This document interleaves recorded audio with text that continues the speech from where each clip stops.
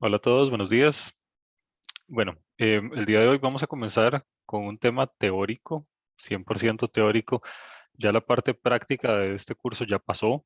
Entonces, en el Tech Digital en este momento acabo, hace un minuto, de subir un par de presentaciones. Son las últimas dos presentaciones del curso, ya no hay más.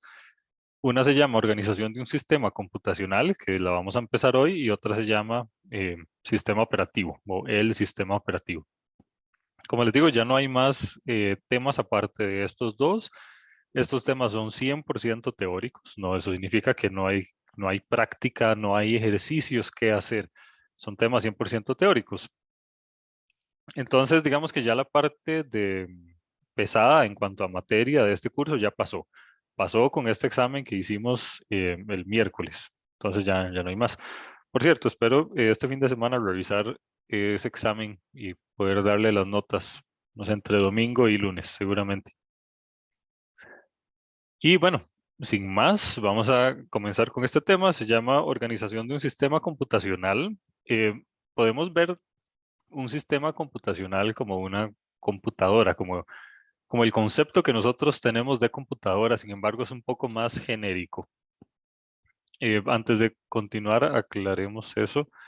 Voy a hacer un dibujito aquí un momento.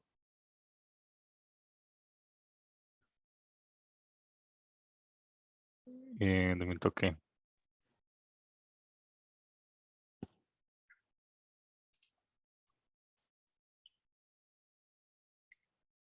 un sistema computacional básicamente puede ser cualquier dispositivo electrónico que involucre tanto software como hardware.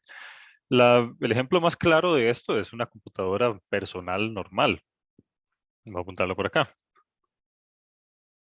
Computadora personal. Estas son las que se llaman PC. Ya puede ser sea laptop o sea de escritorio, cualquiera son computadoras personales. Incluso computadoras para gaming o así, siguen siendo computadoras personales. Pensemos en cosas más genéricas como un celular.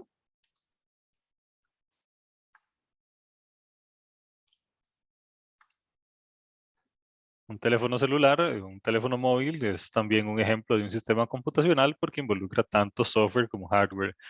Existen sistemas muchísimo más simples. Pensemos, por ejemplo, en las calculadoras que nosotros tenemos, las calculadoras científicas.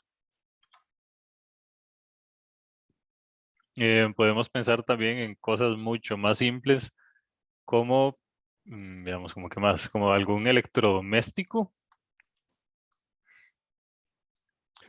Y bueno, realmente la lista es muy grande. Entonces, a lo que voy con esto es que un sistema computacional es más que la idea que nosotros tenemos de computadora, que son las computadoras personales. Va mucho más allá. Involucra lo que se conoce como sistemas embebidos, que son sistemas simples que se encargan de una tarea particular y una tarea específica y normalmente son aparatos cuya función principal no es ser una computadora de propósito general. Pensemos, por ejemplo, en un coffee maker programable, que uno diga, haga café mañana a las 10 de la mañana. Entonces, eso es un sistema embebido. Su propósito, el propósito de ese sistema computacional es simplemente hacer café. No está pensado en ser una computadora de propósito general como las PCs que nosotros tenemos. Entonces, eso es un sistema embebido, un sistema genérico. A veces son simples, por lo general son simples. Pueden ser un poco más complejos, pero cuyo propósito no es ser una computadora de propósito general. Aunque en el fondo la estructura de una PC es parecida a la estructura general de cualquier sistema embebido en términos de sus componentes y cómo estos componentes interactúan con otros componentes. Entonces es importante tener esto claro. Un sistema computacional va más allá de una computadora. Entonces, en esta carrera y en las carreras en general, como electrónica, computación, se intenta analizar los sistemas computacionales en general, no solamente sistemas computacionales de computadoras de propósito general. Entonces, el código que nosotros construimos y lo que hacemos, los diseños que hacemos, podrían correr en una PC, claro que sí, pero también podrían correr en algún otro sistema embebido con capacidades de hardware diferentes. a las que tiene alguna PC. Entonces, en ciertos casos, nuestra tarea como ingenieros en computadores se resume a ver cómo podemos optimizar código con el fin de que corra bien en un sistema pequeñito. Por ejemplo, este ejemplo del Coffee Maker programable. Ustedes no van a encontrar ahí un procesador Intel multinúcleo. Ahí va a haber un procesador súper simple, de un núcleo, corre súper lento, una memoria súper reducida, que esto con el fin de hacer el aparato lo más barato posible y no desperdiciar recursos. Entonces, a veces nuestro trabajo se centra en cómo poder optimizar software, cómo crear software que corra bien en un sistema con capacidades así de reducidas. Entonces, todo lo que vamos a decir acá respecto a sistemas computacionales aplica para para toda la rama de sistemas computacionales en general, desde computadoras de propósito general hasta sistemas embebidos muy simples como un electrodoméstico. Entonces, bueno, es importante tener eso claro antes de continuar. Esta es la tabla de contenidos de esta presentación. Es un toque larga, pero ahí vamos a ir poco a poco. Probablemente hoy nos centremos únicamente en antecedentes históricos y van a tener ahí una tarea moral probablemente. Y bueno, conforme avancen las clases, que quedan bastantes todavía, a este curso le quedan como 8 clases. Vamos a terminar probablemente en semana 14. Entonces, durante las siguientes clases ahí vamos a estar en lo mismo. Pero como les digo, es 100% teórico, no hay problemas que resolver, no hay problemas que practicar. Entonces, esta parte del curso es, digamos, más fácil que, que la primera mitad de este curso donde se veían máquinas y cosas así. Entonces, vamos a repasar algunos antecedentes históricos muy generales de la historia de la computación. Vamos a ver cuál es la arquitectura de una computadora, cómo funciona su memoria, cómo funciona la arquitectura de los procesadores y algunas otras arquitecturas generales que escapan de los temas anteriores. Ok, ¿cómo evolucionó la computación? Si ustedes son curiosos, ustedes sabrían que, si les gusta la historia también, por ahí de 1945 fue que la Segunda Guerra Mundial llegó a su punto máximo. Y vemos que la primer generación de computadoras, o sea, donde todo nació, fue por ahí de 1940.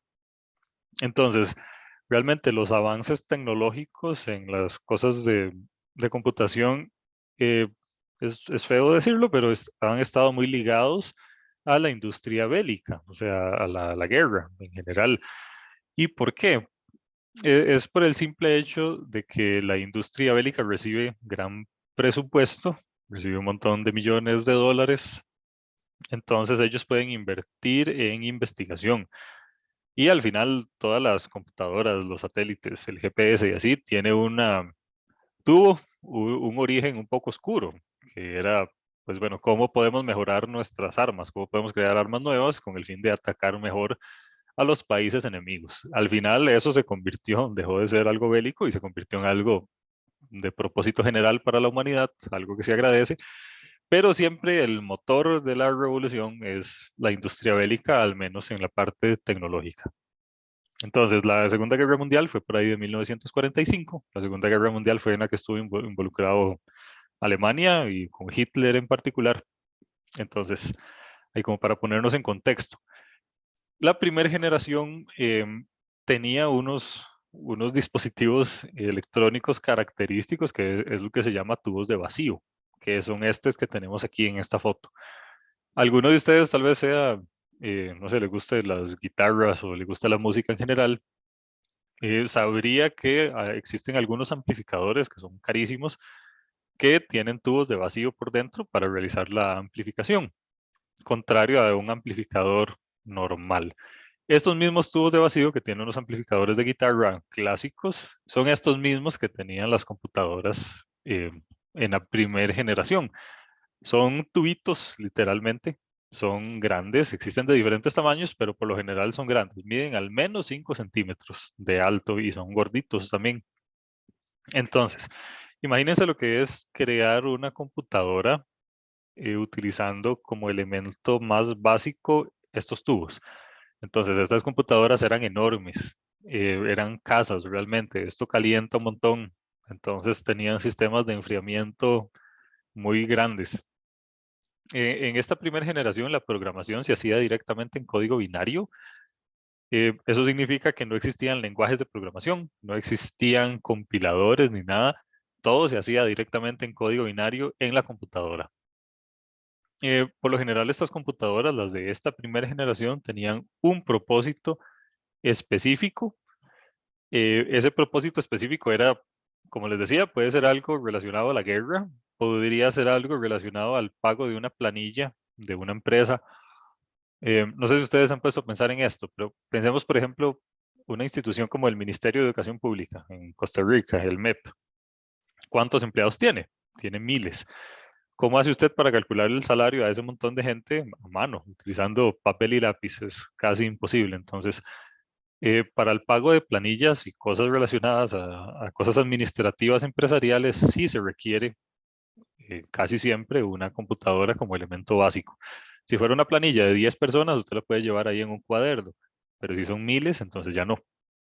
Entonces, uno de los usos de las primeras computadoras fue resolver este problema de las planillas en empresas. También, como les digo, también pudiera que estar relacionadas a algo de la guerra, no sé qué, pero bueno, cálculo de, no sé, trayectorias de misiles o cosas así, qué sé yo.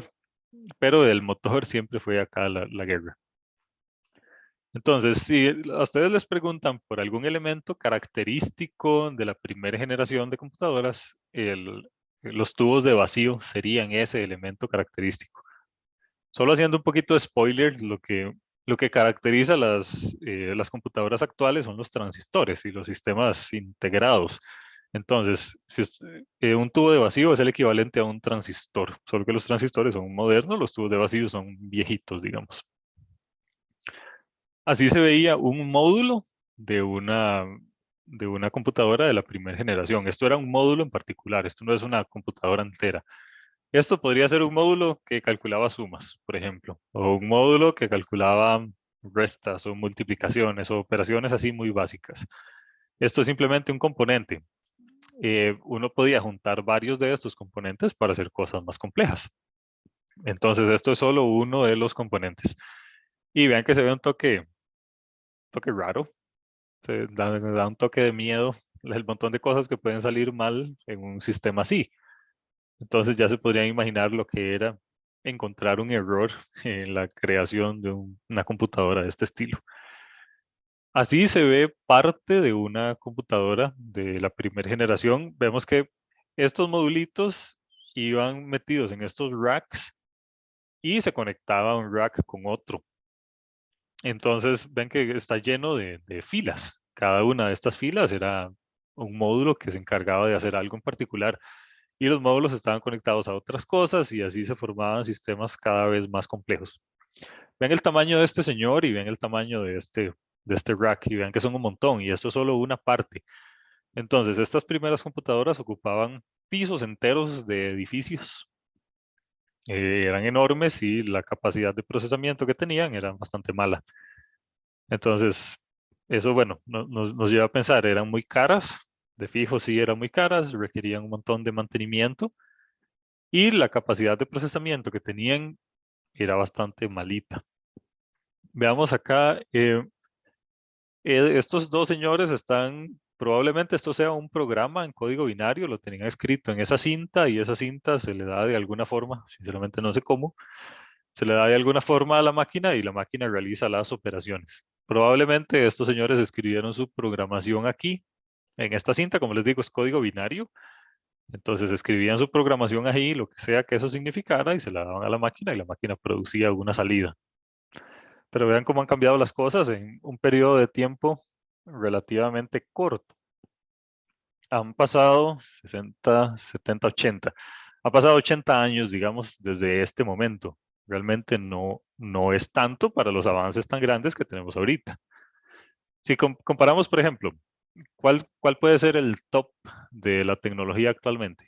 Inteligencia artificial, tal vez. Predicción de cosas que van a ocurrir a futuro. Entonces, en un periodo de 80 años, hemos pasado de escribir código binario en una cinta, y así, tal cual, escribirlo en binario, a crear sistemas inteligentes que involucran inteligencia artificial en un periodo de 80 años. Comparemos estos 80 años con la historia entera de la humanidad. Pensemos, comparémoslo con otras industrias, por ejemplo, la industria automotriz. ¿Hace cuánto salió el primer carro tenía un motor de combustión interna? No sé hace cuánto, hace 150 años tal vez. Y hoy en la actualidad todavía tenemos carros de combustión interna. Entonces es una industria que ha avanzado, pero no ha avanzado a la velocidad que ha avanzado la tecnología. Entonces eso es algo muy interesante, ver cómo en un periodo de tiempo tan pequeño, 80 años es una generación, cómo en una generación han avanzado las cosas así, de esta manera tan violenta. Bueno, en esta primera generación, la memoria principal era un tambor magnético. Vamos a ver si por aquí hay una foto. Bueno, no tenemos una foto de un tambor magnético, pero era como un balde, un tarro ahí enorme, en el cual ahí se almacenaba la información de manera magnética. Sinceramente no sé cuál es el principio físico que hay detrás de eso, pero sí, la información se almacenaba en esos tarros grandes y se almacenaban los unos y los ceros, se almacenaban con algo magnético. O sea, como que si hay magnetismo es un 1, si no hay magnetismo es un 0. El almacenamiento primario y las entradas se basaba en tarjetas perforadas o en cintas perforadas, como esta de la imagen anterior, y se necesitaban costosas instalaciones con aire acondicionado porque producían mucho calor y, como les digo, eran pisos enteros de edificios. Imagínense lo que es mantener eh, una computadora de este tamaño y que producía tanto calor como hacía uno para mantenerla fría. Entonces tenían sistemas de aires acondicionados bastante potentes. Eran altamente costosas, en el orden de millones de dólares podía costar crear una computadora de este estilo. Esto es una tarjeta perforada real. Vean que tiene huequitos y tiene filas y columnas. Es básicamente una matriz.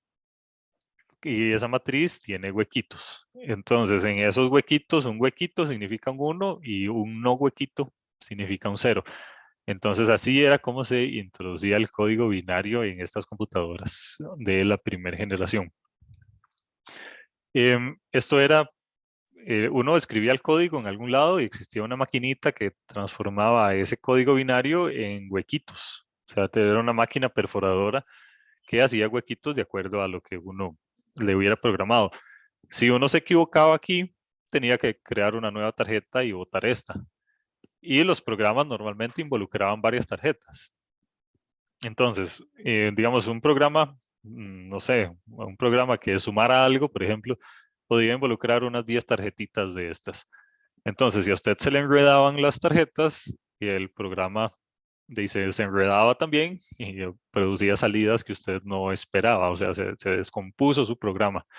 Entonces era importante guardar el orden. Si fuera un programa más complejo, digamos que tenga 100 tarjetas, ya se pueden imaginar lo complejo que era programar una computadora de este estilo. Como dato curioso, estoy seguro que ustedes han escuchado el término bug, o voy a debuguear este programa, o este programa se bugueó, o este programa tiene un bug. Eso tiene un origen bastante particular y fue más o menos por estos años de la primera generación, en el cual este señor estaba resolviendo un problema con una computadora que él tenía y se dio cuenta de que lo que estaba ocasionando el problema era que literalmente había un bicho, un insecto que se metió en una tarjeta y estaba creando interferencia con el resto de componentes. Esta es la carta original que él escribió reportando este problema. Ven que fue en el año 78, parece. Y aquí en su bitácora agarró el bichito y lo pegó con cinta en su cuaderno. Entonces, esa es la foto del bichito original que ocasionó que a los bugs en software, a los problemas en software, se les conozca como bugs. Entonces, eso es solo como dato curioso. Y ese fue el bichillo que lo pegaron ahí con cinta en ese cuaderno. Entonces, en el fondo, un bug es simplemente un error que hay en el software. Y nació por este bichillo que se le pegó a ese señor en su tarjeta. Ok, en la generación 2 aparece el transistor. Ya no tenemos tubos de vacío como en la primera generación.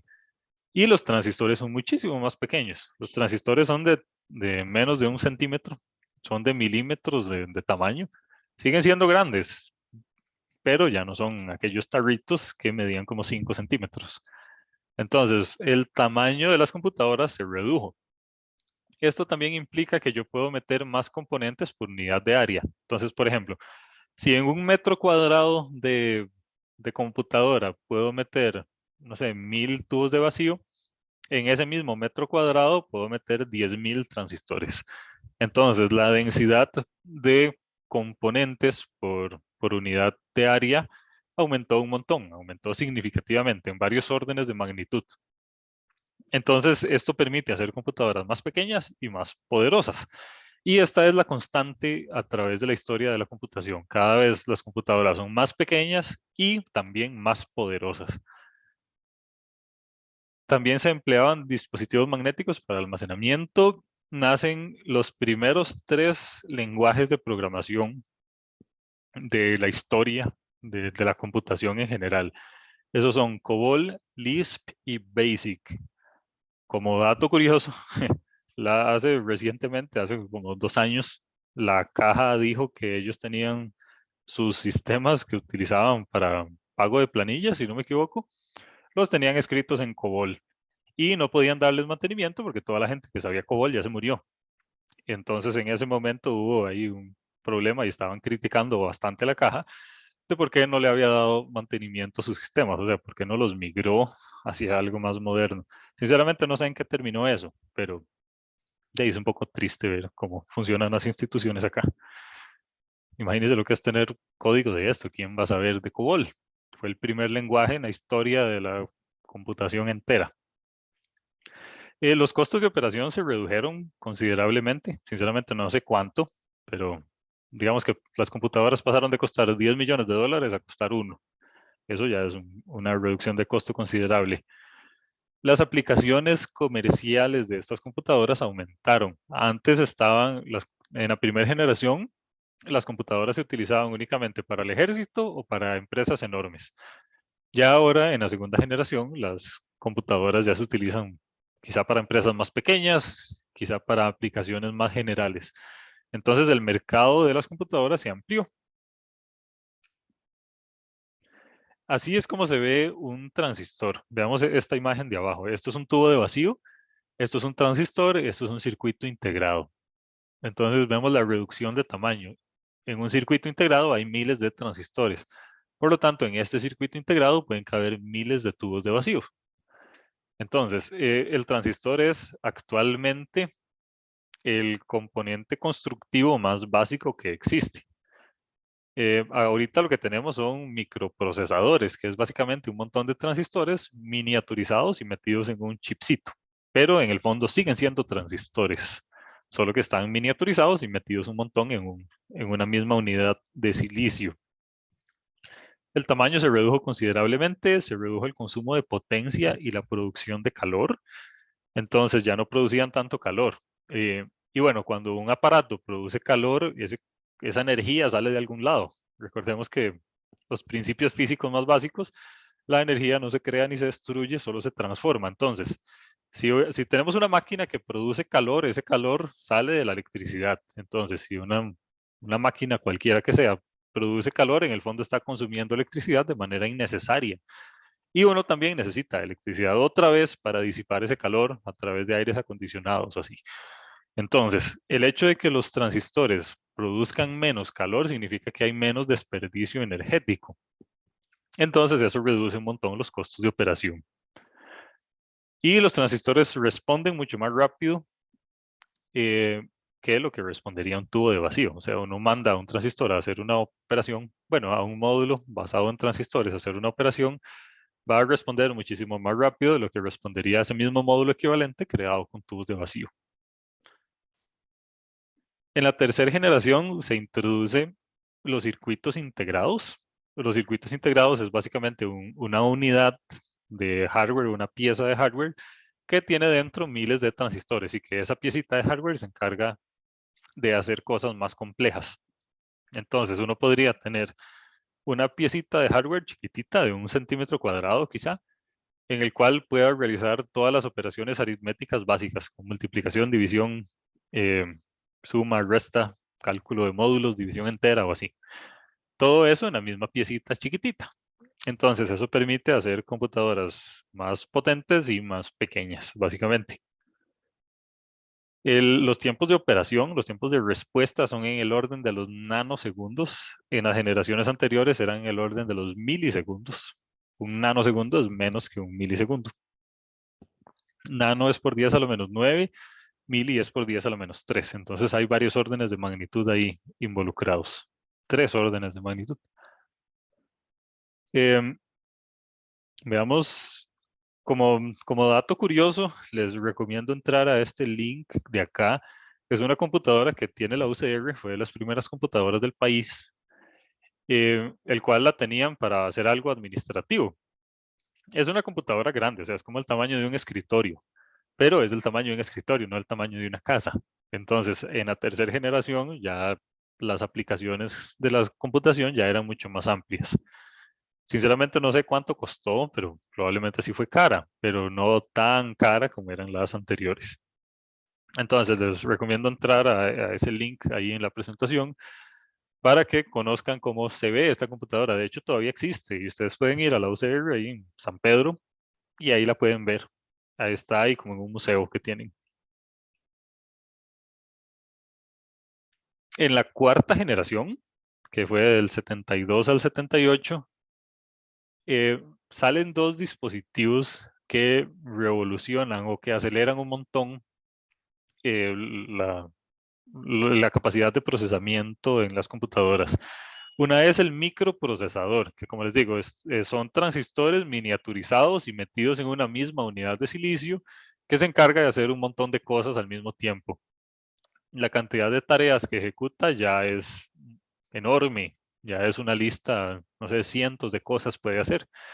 Entonces, eso es lo bueno de los microprocesadores, que en una misma unidad de hardware yo puedo tener un modulito que se encarga de realizar un montón de operaciones. Y también tenemos la memoria de acceso aleatorio, con tiempos de respuesta bastante aceptables. Entonces, a este punto, ya las aplicaciones de las computadoras alcanzan casi todos los ámbitos de la vida. Ya empiezan a aparecer las computadoras personales, la gente tiene computadoras en su casa. Las computadoras empiezan a aparecer en otras cosas fuera de computadoras personales, como instrumentos médicos, automóviles, algunos aparatos. Y Intel lanza un procesador que se llama el 8086, que fue el procesador que permitió crear las computadoras personales.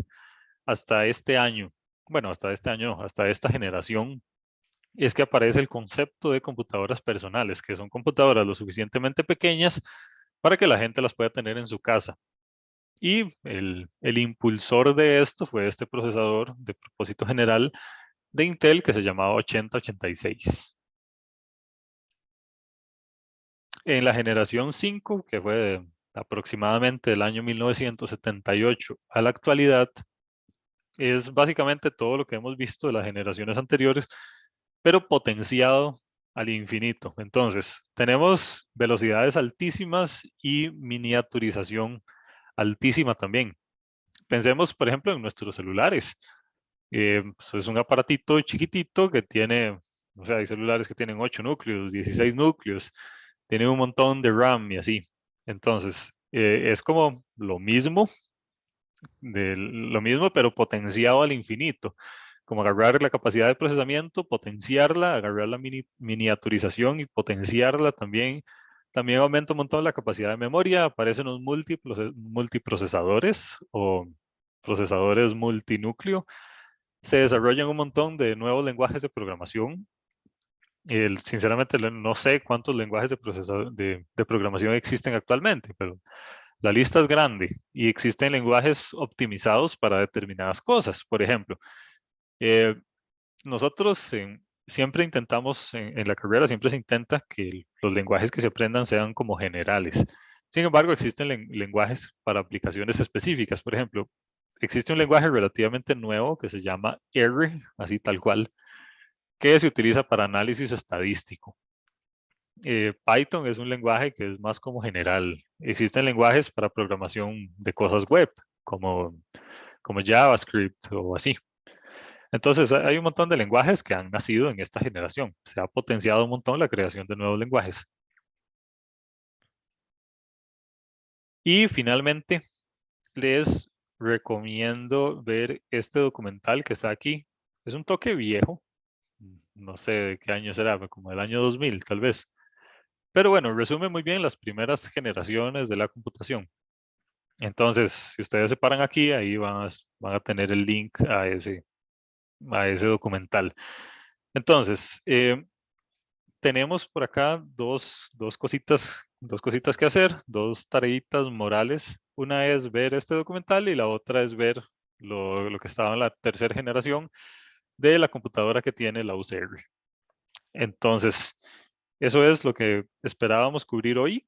Espero que lo hayan encontrado interesante. Las siguientes clases de este curso van a ser parecidas a esta. Y bueno, espero que las encuentren interesantes, pues, porque son cosas muy básicas, son cosas como de cultura general a veces, que es necesario darlas en algún curso. Y este curso, como está en el primer semestre, entonces estos temas de cultura general se traen para acá. Y bueno, eso es todo de mi parte. No sé si alguien tiene algún comentario, alguna duda o algo.